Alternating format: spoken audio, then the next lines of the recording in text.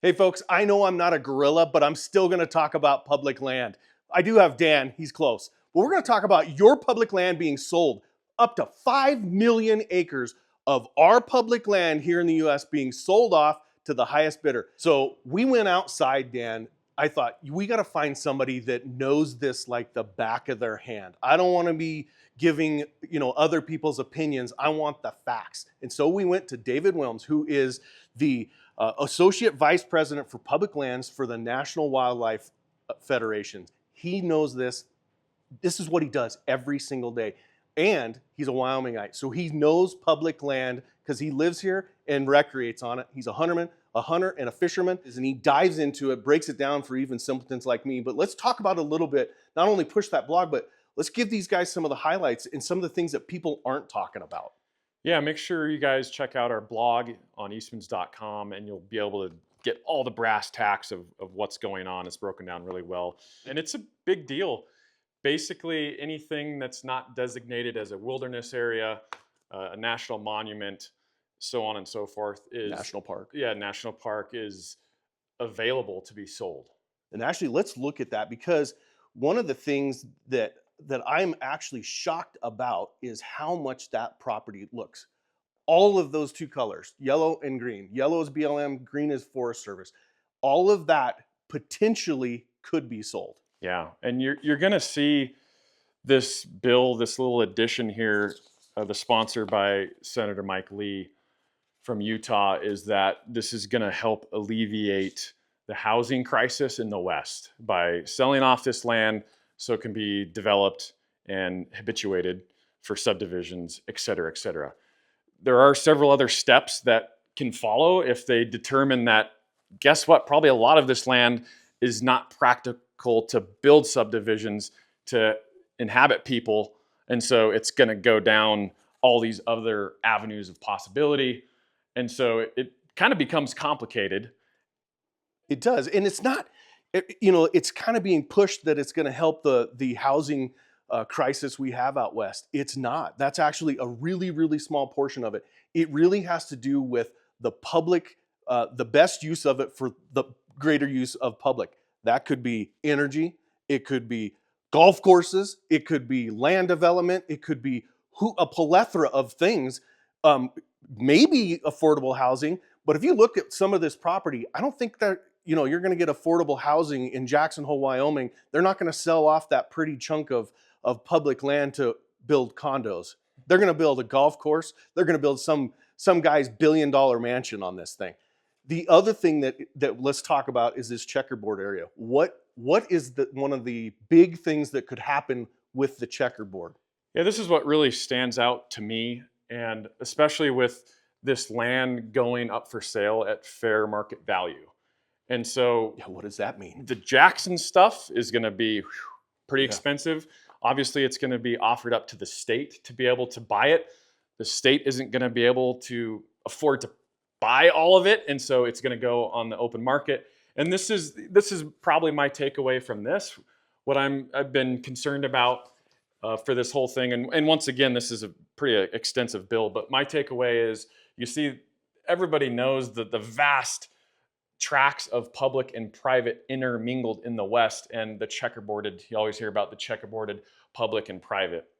And so a potential avenue for what I see is these areas, these ranchers that own public and the private land intermixed. This is an avenue for them to basically buy up the public sections within the private sections and turn that public into their ranch. And guess what? Corner crossing problem solved. Yeah, no longer have to worry about the court system because we've circumvented it by selling the public land, so there's no reason to corner cross. So some of the things that I'm worried about in this bill, or in what potentially could happen, now let's talk about wildlife. Hardly anybody's talking about how this is going to affect wildlife. And as you guys know, we're really, really big on the migration initiative and everything that's going on in the Greater Basin, Wind River Basin here. This potentially has the same problem, but affecting wildlife migration corridors, wildlife winter ranges, because they start making it private and housing developments. Oh my gosh, Deer love those. So all the stuff that we've done over the last 10 years for the Wyoming range, Wyoming wildlife migration corridors, gone, worthless. Billions of dollars gone just because they sold the chunk, just like they sold Right a here. chunk. Yeah, they could have sold a chunk in well, it's called Fremont Lake, that was a huge migration corridor. They would have sold it to public land and then or sold it to private land instead of it being public, and collapsed that whole deer herd. 5,000 animals disappear. Yeah. Yeah. And this is a good example of the migration corridor of Western Wyoming's mule deer herd. And there is a lot of private that's out there already, but this is the BLM. A lot of it's winter range, a lot of it's oil and gas country. And they've been doing okay, but that's just one example of where a corridor could be heavily restricted. Well, you look at all of this property. Oh, I can't run it that way. But you look at all of this property, and that's zoomed into Wyoming. But look at that's all out west. Now, here's an interesting thing. Look at Montana. Mm-hmm. Your home state, from where you're from. Zinke, God bless him, was able to get Montana taken stripped out of this.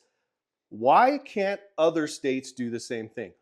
Well, call your senator. Hell, call my senator. Let's talk about senators, because they pulled this language out in the House. They pulled the language out in the House, sent it to the Senate, and they put it back in, minus Montana. Yeah, yeah. And we do know that Montana has a strong voice in favor of public lands. It's a stronghold there. And to me, what that says to me when Montana was pulled out of it is, I think Daines, I think Zinke, I think Downing, these guys are listening to their constituents. What happened in Wyoming with Liz Cheney? She didn't listen to her constituents. I still see bumper stickers on vehicles that say "Whiz on Liz." Yeah. Guess what, guys? She's gone now. You don't listen to your constituents, you're going to get voted out. Yep. And so I think that's an example of what happened in Montana. And hopefully through it doesn't matter what side of the aisle you're on, we're all on the same team here.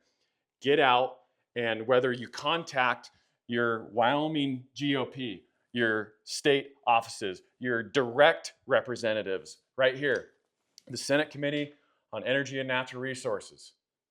Here you go. Here's the Republican members and the Democratic members. This is the guy from Utah that started it. Yep. This is the guy from Wyoming that hasn't voiced much about it, but he's gotten lots of responses from this office, and hopefully a lot from all over the state going, I know we just elected you in 24, but listen to your constituents, because it might be your last. That's the truth of it.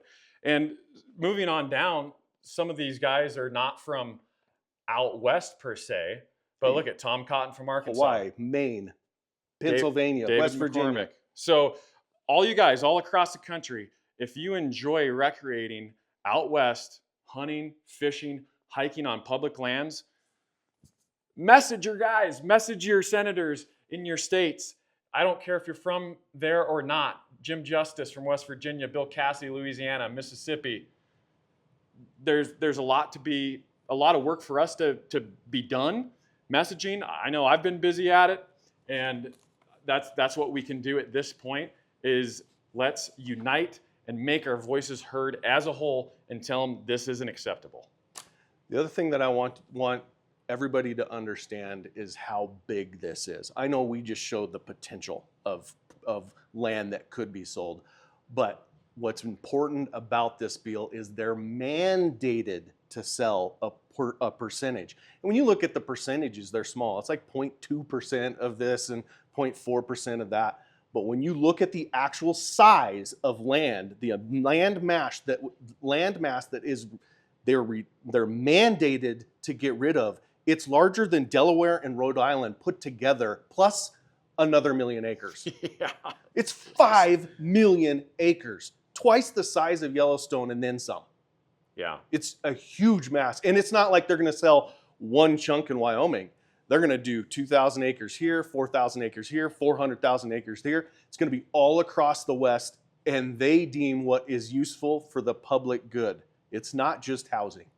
And this is a one-time deal. Yeah. We get to sell this once. It's never coming back. And when I think about my 5-year-old boy and what opportunity he's going to have in 20, 30 years, This is why I'm more passionate than ever as a voter, as an advocate, because I want to see this stuff, public lands, available for future generations. And this sets a precedent. It does. This might not be the last time it happens. Absolutely. They've tried this with the Bears ear last time Trump was in office. Yep. Yep. You just keep hammering at it. So get out there. Even if you don't live in one of these states, contact them anyway so that they know that you are an American citizen, because they're representing us as Wyoming residents. But when they're in the Senate, they're representing everybody that lives in the U.S. So get out there, email them, contact them, call them, comment on their social media, and get after it, guys. I can't stress that enough. The only way we're going to get this to change is use the way American politics works, and that is contact your representative, contact your senators.